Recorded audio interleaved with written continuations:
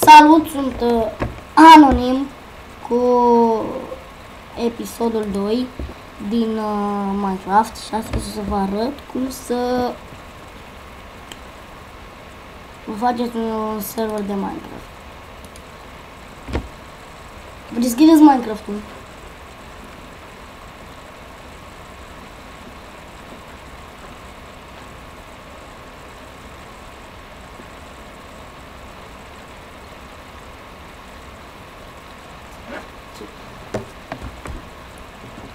Așteptați până mi se deschide. Așa. Îl deschideți.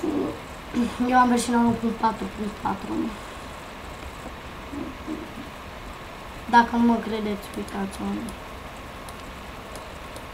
Uitați-mă aici. 1.4.4.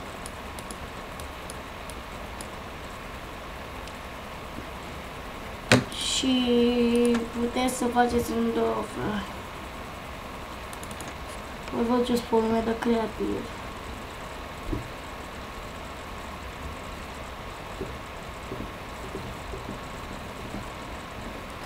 Unde e?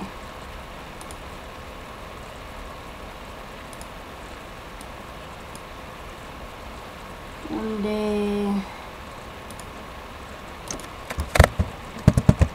A, da, și trebuie să vă mai arăt ceva. Vedeți asta, da? Să vă arăt cum mă mișc aici până nisipul ăsta. Cum mă mișc pe ăsta. Tot la fel o să vedeți. Vedeți, da? Dar uitați cum mă mișc dacă pun... Uitați cum mă mișc dacă pun viață.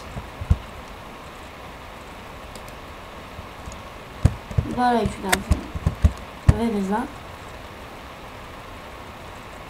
Vezi? Dacă pun pe astea 3.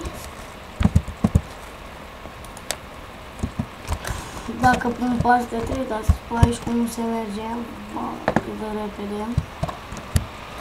Și aici. Cât de încet. Ce slab, ce slab. Deci, aveți două feluri. Dați deschidere în LAN și protecție activ sau inactiv, cum vreți. Și vi s-a zis că să-l aveți aici IP-ul. Și așa. Și imediat o să bag un prieten. Stați pe sine. Așa, am revenit cu video, văd că nu vrea mie să intrăm.